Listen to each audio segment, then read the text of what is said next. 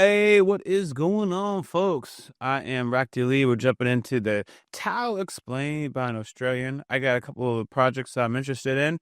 At the time of this recording, we got the Tao Explained. What do the Eldar think about other factions? And I loaded up like 3 videos on the Thunder Warriors. If you guys have videos that you want to recommend to me, make sure you use the pinned comment. That's where I go back and check out things. It's very organized. We're trying to get this channel to 20,000 subscribers. So if you guys could take the moment not only to subscribe, but hit the real subscribe button, when you go over to subscribe, you'll see that. I am subscribed to Major Kill actually, but it's just I'm not allowed to like do it on this channel. I have one channel that controls several channels, so I am logged onto the channel that doesn't have the ability to do that. Why? Because this is where my YouTube Premium is, and I like to keep the things I watch categorized by my YouTube profile.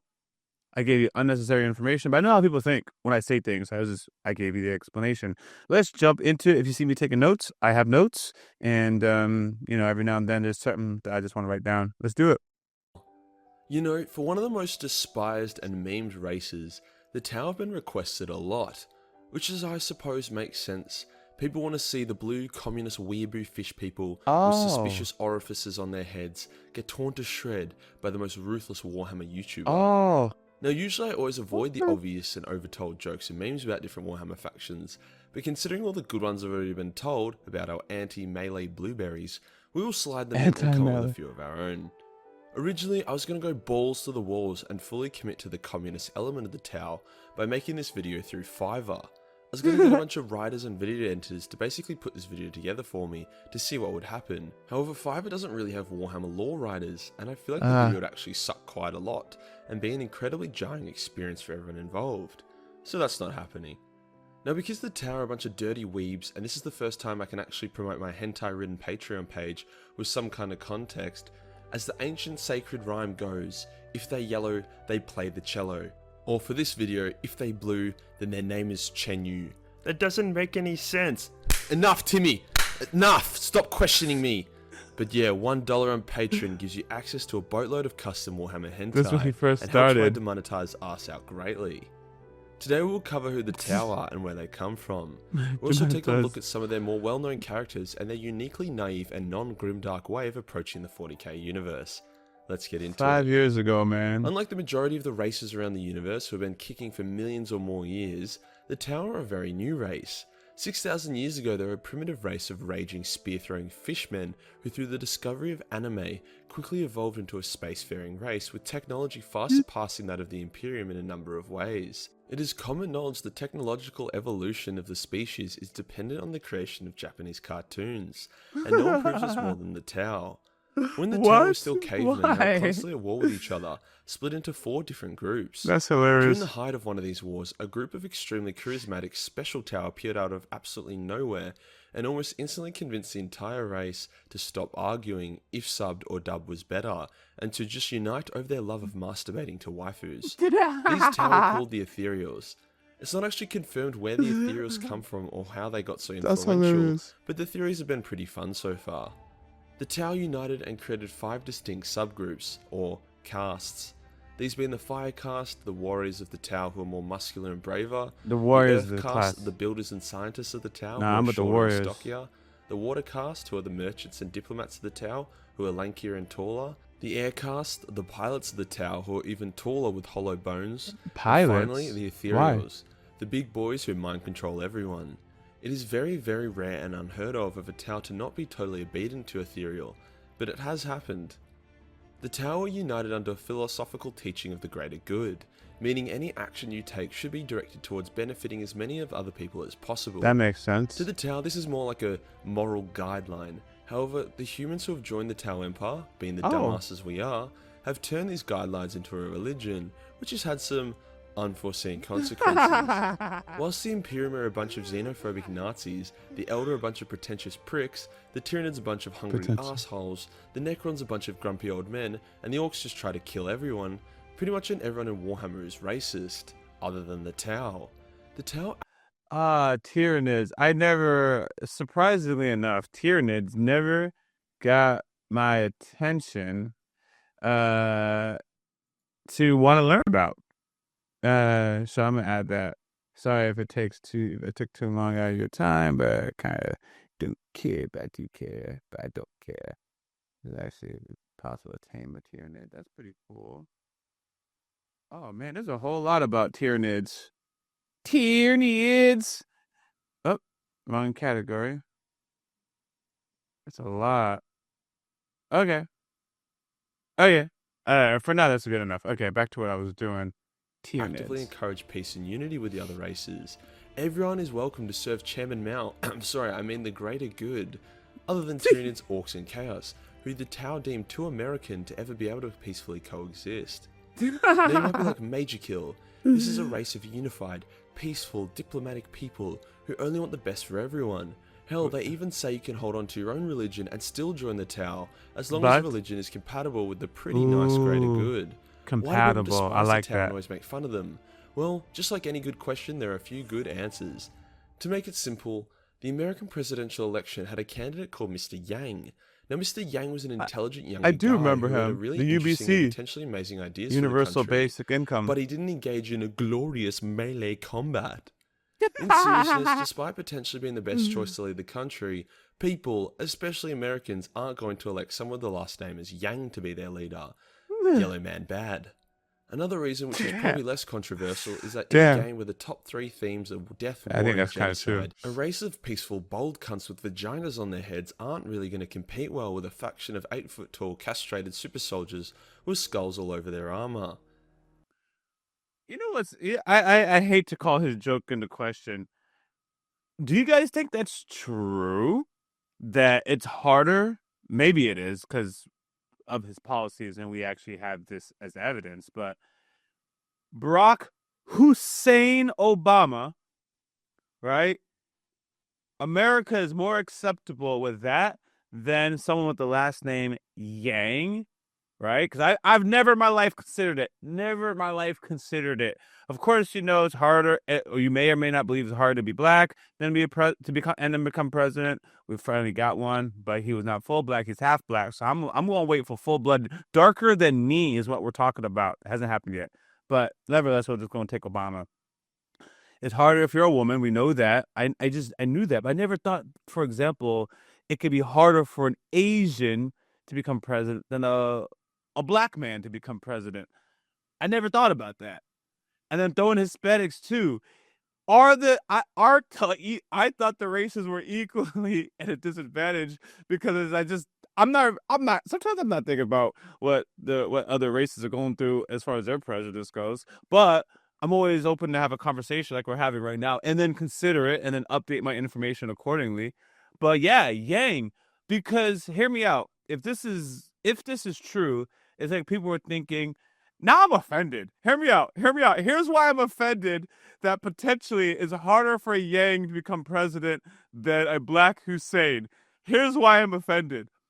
The only reason I could think about is because of countries like China as an American rival, which is a strong American rival. If anyone studies it, they would respect it as a country. Anyways, you don't want to elect one of them as the president and then, be betrayed or whatever. But I can't think of a black nation that is on that level. So I'm like, are they just underestimating us? We'll just let him in just because if he is a traitor to Nigeria or Kenya, what are they going to do to us? You know what I mean? But if it's like, but he's a traitor and he's with China, boy, that's a whole lot of threat. So, like, I don't know, man. I'm kind of offended potentially because of the reason why they won't vote for Yang. Where is the African? Where's the Zulu nations that are worthy of making these people nervous? That's not, people are always racist for different reasons. They might be racist because they fear your threat. They might be racist because you're going to steal and loot for them. They might be racist because they know you can jump higher than them because you got extra leg muscle, so they don't want you on the team. They might be racist because they think you guys overpopulate. They might be racist because all your kids become scientists and engineers and they don't want their kids to not have a chance. They might be racist because your population outworks the American population, so they don't want you in our country. They might be racist because your thing is huge. It might be racist because your thing is small. I mean, there's a lot of reasons to be racist. Sometimes it's a good thing. It's like you don't want your girl to go black because she's never going to go back. That's good racism. Um, sorry, I went down the rabbit hole when I got to the racist part. Did I get to a racist part? I don't even remember how I got here. Before I continue Oh, the though, I will Yang say part. this. Yang. If you are a Tau player, then good on you for supporting a Xeno faction and continuing to incentivize Games Workshop to make more Xeno lore. And if you give someone a lot of shit beyond just friendly banter for being a Tau player, then you are the neckbeard degenerate that society sees you as.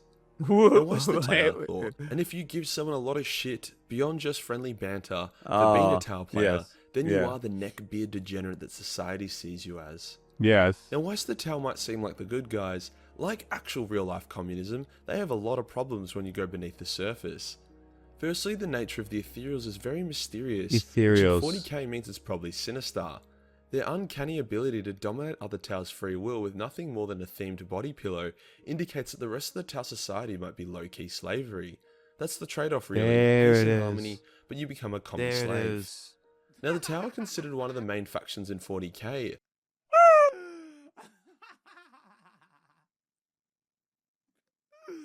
Oh man, he was so unhinged in this video. I see why he's getting demonetized. Man, y'all gotta make sure you're on his Patreon. I am. That's funny. But they're actually so tiny. The Tau Empire only takes up this much space in the galaxy and only makes up 100 worlds or so. For context, the Imperium boasts about 1 million worlds, so after some quick maths, the Tau Empire is about 10,000 times 1 smaller million than the worlds. Imperium.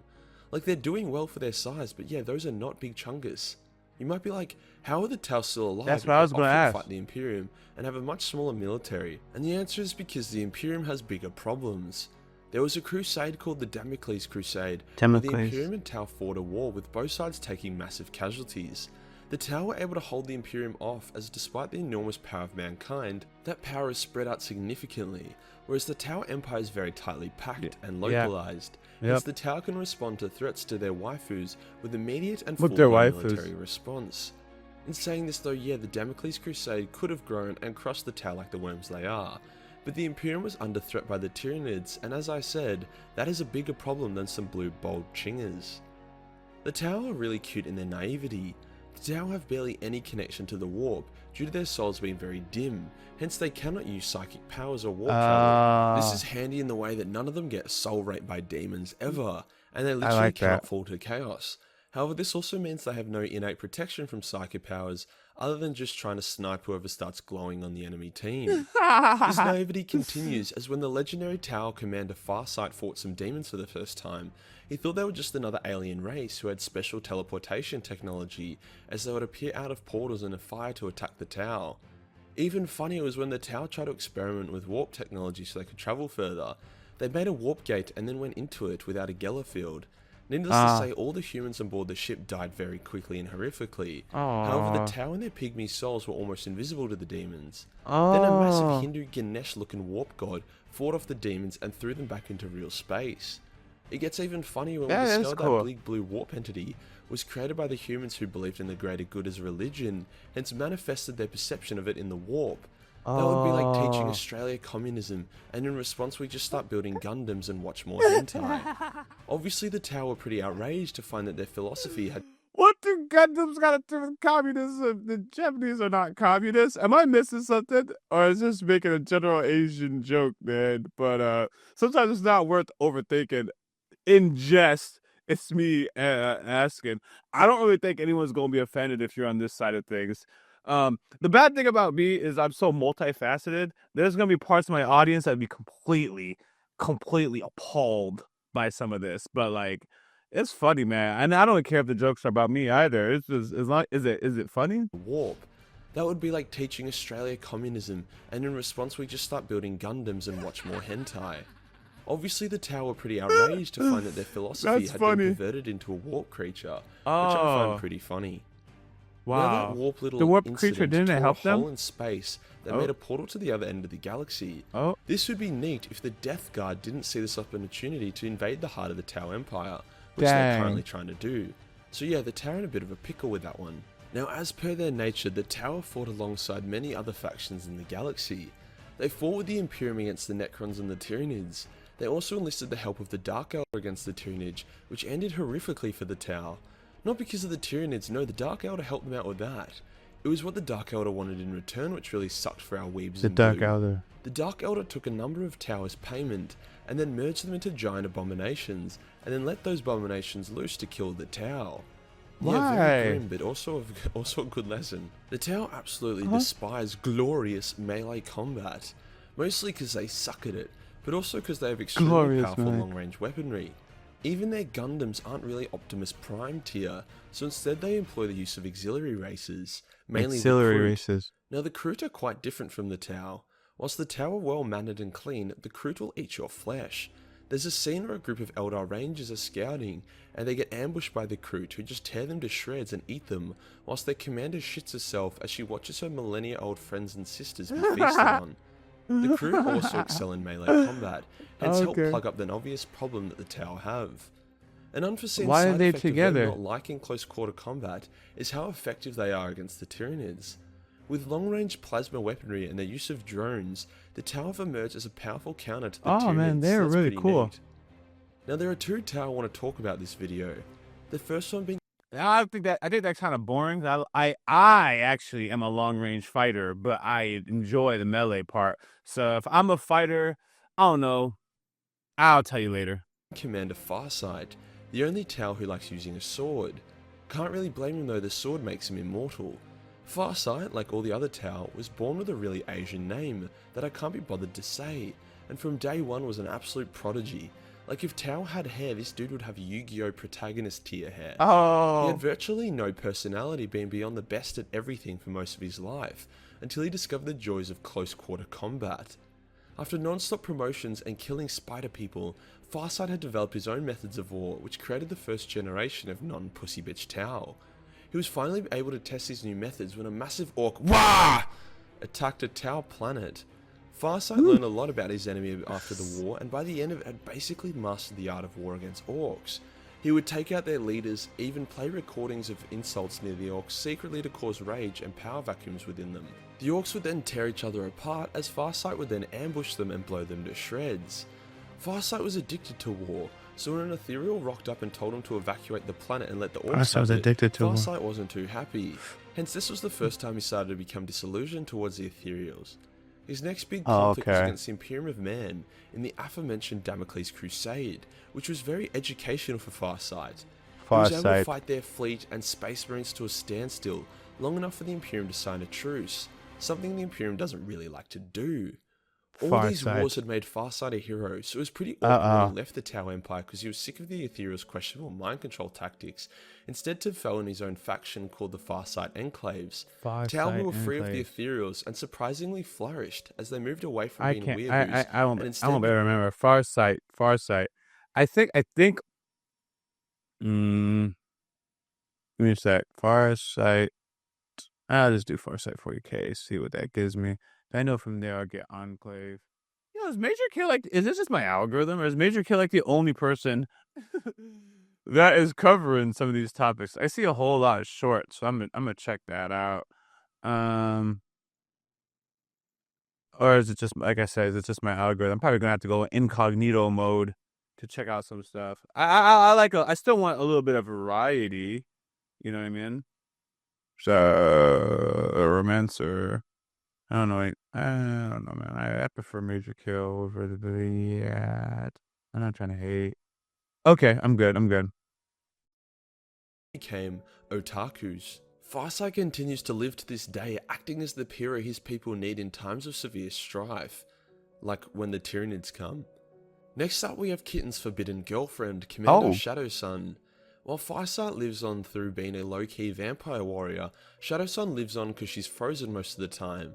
See, Tau only live like 60 years max, so the writers have to think of ways to keep named Tau alive when the plot jumps ahead a couple of years here and there.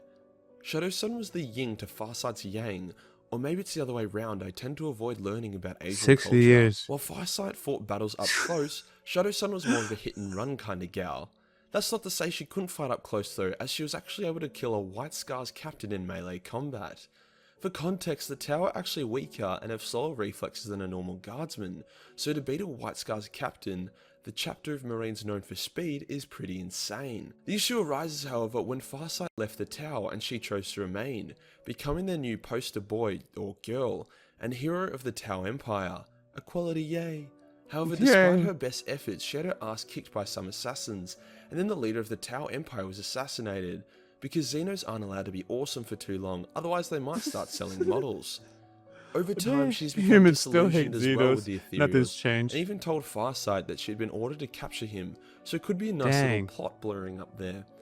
And that does us for today, guys. All I the like Tau the Tau. lore worth knowing. I'll tell you what, something I've learnt while making this video is that people who shit talk the Tau as weak don't know much about the Tau. Yeah, sure, a Tau warrior gets wrecked by a space marine, who then gets wrecked in turn by a 40k Gundam. They have insane adaptability and tactics and force the Imperium of Man into a stalemate. They are a race of highly efficient warriors, and the greater good isn't a bad concept.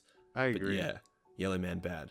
If you enjoyed this video and want to support the channel, then Patreon is the place to be. Only $1 gives you access to a boatload of Warhammer hentai, with a new Shadow Sun piece on the way. Join the Discord for more memes, and I'll see you in the next one. That was dope, Which was man. very educational. This Farsight guy got my attention. I just gotta circle back to here. There are two Tau I want to talk about this video. The first one being Commander Farsight, the only Tau who likes using a sword. Can't really Commander blame him, though the sword Farsight. makes him immortal. Farsight, like all the other Tau, was born with a really Asian name that I can't be bothered to say, and from day one was What's an with his absolute Asian prodigy. jokes? Like if Tau had hair, this dude would have Yu-Gi-Oh! Protagonist tier hair. He had virtually no personality, epic being hair. beyond the best at everything for most of his life, until he discovered the joys of close quarter combat. After non-stop promotions and killing spider people, Farsight had developed his own methods of war, which created the first generation of non-pussy bitch Tau. He Okay. was finally able to test his new methods when a massive orc attacked a Tau planet. Okay. I had kind of missed the transition of Imperium how doesn't we really got like there. to- Sometimes, while I'm listening to a video, ADHD is crazy. It'll like inspire some thoughts, and I'll go down like the rabbit hole, and I realize like, yo, I kind of missed how we got here. But you know what I'm saying? I usually bounce back. Crazy. All right, that was the only part that I kind of missed, but I saw how we got to that transition. This is a dope group. I like the fact that they're a small part of the kingdom, but they defend with 100%, while the Imperium of Man is spread out, and if they dedicate too much resources, they may lose holding elsewhere. A civil war breaks out, so that's pretty cool. They're probably geographically positioned great in the universe, based on that map, which I know is not flat map, but whatever. But like this, they're on the outskirts, man. It'd be one thing if they're towards the center and the Imperium was spreading out. So basically now they surround the Tau, but because the Tau looks like they're on some type of edge, they're not being surrounded. There's no reason for the Imperium to stretch past them, so they're stretching right up to them, hypothetically. That's a great position to be in. Yeah, because you're looking at your forces spread out, and then to try and concentrate enough to them, your forces are spread out, and if you gotta concentrate those forces, bring those forces here to over here, where my finger points are is going to be a potential weakenings, okay, and something might implode. But if here's your kingdom, and you look at my nose, right here, kingdom is right here. That's the Tau. They would just inevitably get surrounded, and they would constantly be getting poked by all sides until there's just no more, and that would make sense. Anyways, yeah, those are I don't know if I said it in the same video because I watched two. Those are the things about war I find interesting. It's like the game of war as a Go or a chessboard, and the strategy, the technology, the implications. You do this, but then this happens unexpected. Wow! A war could just happen, and you were not expecting that. Much less a world where portals open up, chaos turns your people. You're trying to make this secret webway, but they thought you was plotting something in secret, so they break your webway. It's like, oh, I didn't know you were doing this, and now you're mad. Now your son has descended into chaos. All right, man. Thanks for supporting this. If you guys like, reacting to some of these videos, make sure you guys also subscribe. yeah, we're trying to get this channel to 20,000 subscribers, and I think we could do that with your continued support. So until next time, guys, YaBoyRocklee, I'm out. I don't know if I've seen Slash explained by him. As always, thanks for supporting this channel. If you don't know, we do have a Patreon, and it's free to join. You can stay updated, suggest content, or vote on polls. If you're interested in our uncut and early reactions to anime, K-drama, Western shows, and movie reactions, which include exclusive reactions not found on YouTube, you can join the upper tiers on Patreon, or you can stick with the edited content right here on YouTube. We got YaBoyRocklee reactions also in the description of this video. Until next time, I'm out.